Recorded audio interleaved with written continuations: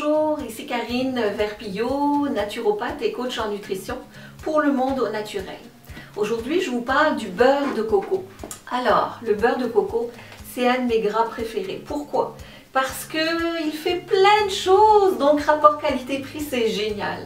On peut l'utiliser pour la peau, on peut l'utiliser pour les cheveux, on peut l'utiliser dans l'alimentation, on peut l'ingérer, on peut le manger. Fait que ça, c'est génial parce qu'on peut faire plein de trucs et ça coûte presque rien. Alors, c'est quoi le beurre de coco? Alors, souvent on entend parler et j'ai beaucoup de questions par rapport à ça. C'est quoi la différence entre le beurre de coco et l'huile de coco? À la base, le beurre de coco, c'est de l'huile de coco. Le beurre de coco est un gras saturé. Donc, qui veut dire saturé? Ça veut dire qui est solide. Donc, à l'état brut, le beurre de coco, on le retrouve comme ça.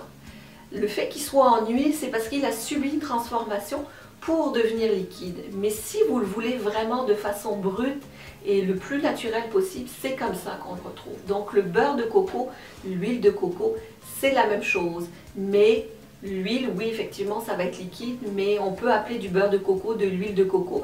Parce que de toute façon, quand vous allez le faire cuire, vous allez le mettre dans une poêle, ça va devenir liquide. Il va devenir liquide à la chaleur. Et souvent l'été, parce que ça se conserve sur le comptoir, ça va devenir liquide parce qu'il fait chaud.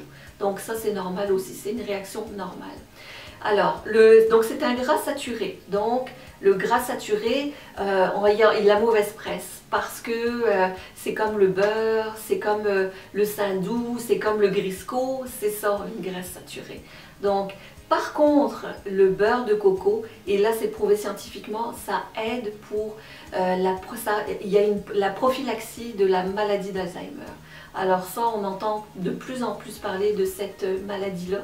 Et donc ça serait intéressant d'avoir des atouts, des astuces pour justement éviter que ça arrive. Donc le beurre de coco, c'est un bon choix pour ça. Une cuillère à thé par jour. Comment on l'utilise ce beurre de coco-là? Vous pouvez l'utiliser, donc c'est un des gras qui supporte le plus la chaleur.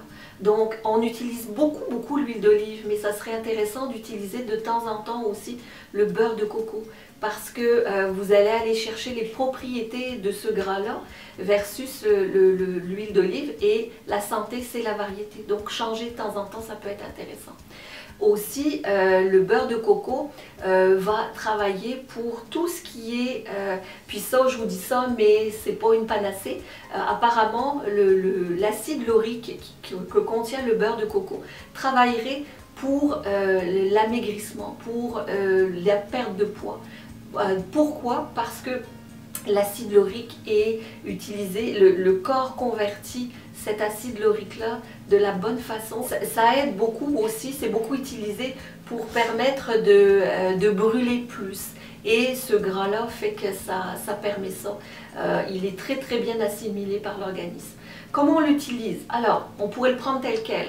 C'est pas l'idéal. Je vous dis, vous allez goûter, vous pouvez dire non, j'aime pas ça. Donc, pour varier, quand vous utilisez l'huile d'olive, prenez de temps en temps le beurre de coco à la place. Dans les smoothies aussi. Ce qui est génial, c'est que c'est un gras qui fige. Donc, vous pouvez l'utiliser dans tout ce qui est dessert cru ou dans quelque chose que vous voulez vraiment que ça fasse quelque chose de figé, de dur, un peu plus dur. Donc voilà, je pourrais vous en dire plein, mais vous pouvez aller demander de l'information un peu plus sur karine@csanté.ca ou Le Monde au Naturel. On pourra vous donner un peu plus d'informations. Merci beaucoup!